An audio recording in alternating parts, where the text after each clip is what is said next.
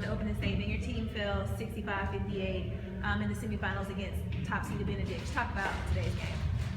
Well, today I think we played pretty good the first quarter. I think we had a disastrous second quarter. I think we made a lot of mistakes. We allowed Terry Jacobs from Benedict to get off pretty good in the first and second quarter. I think she had 16 points at halftime. So during the half, we made an adjustment on her to try to slow her down and play her a little differently.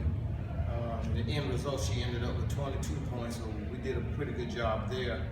I think one of the key things was we had too many empty possessions coming down in the second half. We came down too many times and didn't get a basket, or came down and turned the ball over, or just didn't get good shots. Just kind of talk about the opening of the game. Miles came out really hot in the first quarter, but then that second quarter, the momentum switched, and you guys were held to just 9 points in the second quarter. Just talk about that momentum switch. I think we did the same thing the second quarter that we did the first quarter. You know, it's just some things that they may have done a little better, or some things that we didn't do as well as we did the first quarter, which enabled them to go on a run in the second quarter. We knew it was going to be tough to withstand them the entire game, or to play the same way the first game, but I was just looking for consistency. We just had one bad quarter out of 3 in that second quarter. I think they went on a 20-9 run. And you know, like I said, the shots that we made in the first quarter, we didn't make some of them in the second quarter.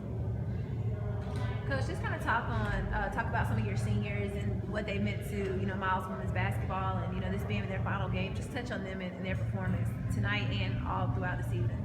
Well, I ended the season with 3 seniors. Shaquinta Sales, she was probably our most dominant, consistent post player. She didn't really have a good game today. She had 11 rebounds and 6 points. But normally for us to be successful, she has to come up with a double-double. And she only had like 6 points.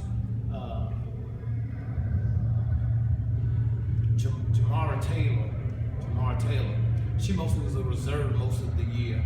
And she stopped playing well the last 5 ball games. Her job during the second half of the game was to slow down number 34, Terry Jacobs. Like I said, Jacobs had 16 points at the half, and Jamar Taylor held her to 6 points. And I think some of those 6 might have been from the free throw line. So we tried to take away her strengths and force her into doing things that she didn't want to do. We made her defend, and she picked up some foul trouble. So the other senior was Summer Hopper, number 10, left-handed. She's coming off knee surgery, so she really wasn't about 65%. So we just kind of spot played her. And Coach, just final question.